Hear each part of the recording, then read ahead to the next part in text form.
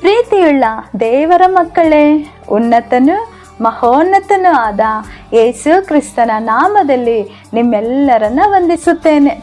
ಈ ದಿನದ ದೇವರ ವಾಕ್ಯದ ಭಾಗ ರೂತಳು 1:14. ಓರ್ಫಳು ಅತ್ತೆಯನ್ನ ಮುದ್ದಿಟ್ಟು ಹೊರಟು ಹೋದಳು, ರೂತಳಾದರೂ ಅತ್ತೆಯನ್ನು ಅಂಟಿಕೊಂಡಳು. ಪ್ರಿಯವಾದವರೇ, ಕ್ರಿಸ್ತನ ಪ್ರೀತಿಯನ್ನ ಬಿಟ್ಟು ನಮ್ಮನ್ನ ಅಗಲಿಸುವವರು ಯಾರು?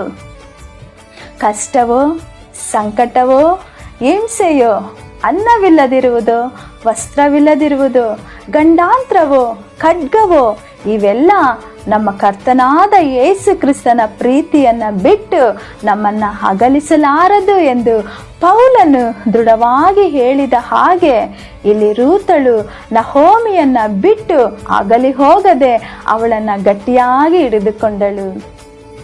ದೇವರ ಮಕ್ಕಳೇ, ಇಲ್ಲಿ ಕಿರಿ ಮಗನು ತನ್ನ ತಂದೆಯನ್ನು ಬಿಟ್ಟು ದೂರ ಹೋಗಿ ದುರ್ಮಾರ್ಗಿಯಾಗಿ ಜೀವಿಸಿ ಮತ್ತೆ ಹಿಂತಿರುಗಿ ಬಂದು ತಂದೆಯ ಕುತ್ತಿಗೆಯನ್ನು ಹಿಡಿದುಕೊಂಡು ಜೋರಾಗಿ ಅತ್ತನು. ಆಗ ಅವನ ಅಶುದ್ಧ ಜೀವಿತ ಅವನನ್ನು ಬಿಟ್ಟು ಹೋಯಿತು. ಪರಿಶುದ್ಧ ಜೀವಿತ ಅವನನ್ನು ಆವರಿಸಿಕೊಂಡಿತು.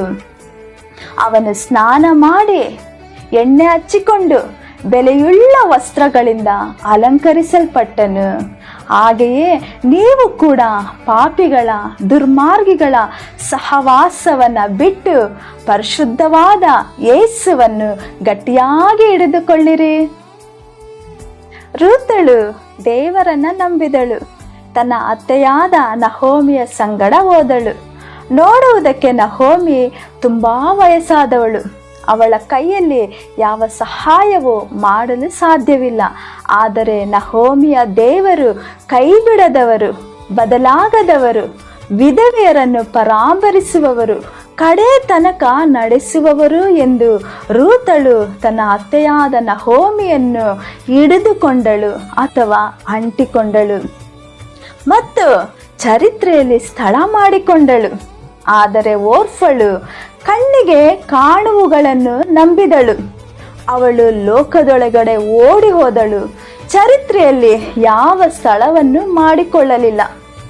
ಆದರೆ ರೂತಳು ನೋಡಿ ನಡೆಯದೆ ನಂಬಿ ನಡೆದಳು. ದೇವರ ಮಕ್ಕಳೇ, ನಂಬಿಕೆಯು ಪ್ರಾರಂಭದಲ್ಲಿ ಅಲ್ಪವಾಗಿ ಗೋಚರವಾಗುತ್ತದೆ, ಆದರೆ ಅದರ ಅಂತ್ಯವೂ ಅದ್ಭುತವಾಗಿರುತ್ತದೆ. ರೂತಳಿಗೂ ಒಳ್ಳೆಯ ಭವಿಷ್ಯ ಸಿಕ್ಕಿತು. ಹಾಗಾಗಿ ನೀವು ಕೂಡ ಯಾವ ಪರಿಸ್ಥಿತಿಯಲ್ಲಿಯೂ ಇಸ್ರಾಯೇಲರ ದೇವರನ್ನು ಎಡಬಿಡದೆ ಗಟ್ಟಿಯಾಗಿ ಹಿಡಿಯಿರಿ. ಅಮೂಲ್ಯವಾದ ಜೀವಿತವನ್ನ ಜೀವಿಸಿರಿ. ದೇವರು ತಾನೇ ನಿಮ್ಮೆಲ್ಲರನ್ನ ಆಶೀರ್ವದಿಸಲಿ. ಆಮೇನ್. God bless you.